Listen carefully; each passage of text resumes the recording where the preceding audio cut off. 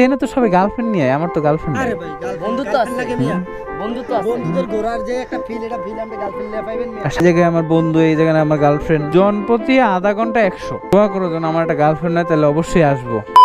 হ্যাঁ এভরিওয়ান, কি অবস্থা সবার? আশা করি সবাই ভালো আছেন। মিরপুর দিয়াবাড়ি এই রাস্তাটা আসলে অনেকের চোখে একটা জিনিস পড়ে, চলেন আজকে সেই জিনিসটা একটু আপনাদের সাথে শেয়ার করি। একটু রং সাইড মারা লাগবে, sorry, I am very very sorry for this. অবশ্যই এখানে কাপেল নিয়ে আসে, কারণ আমার তো আর কাপেল নাই, সো আমি একলাই যাই। এই হচ্ছে সেই বোটগুলো, এই বোট নিয়েই সবাই ঘুরে, দেখতে ভালো লাগে না? সেই লাগে না? ওই জায়গায় আবার বাচ্চাদের কিছু আছে, আবার এখানে একটা রেস্টুরেন্ট আছে, আর এটা তো উত্তরা দিয়াবাড়ি, মানে রাজুক অ্যাপার্টমেন্টগুলো।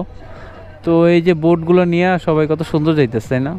সুন্দরই লাগে। ঢাকার ভিতরে আসলে এগুলো খুব সচরাচর কমই দেখা যায়, তাই না? এই তো কাকারে জিগেই, কাকা কয় টাকা কেমনে কি, গার্লফ্রেন্ড যদি হয় কোনোদিন তাহলে লইও মনে।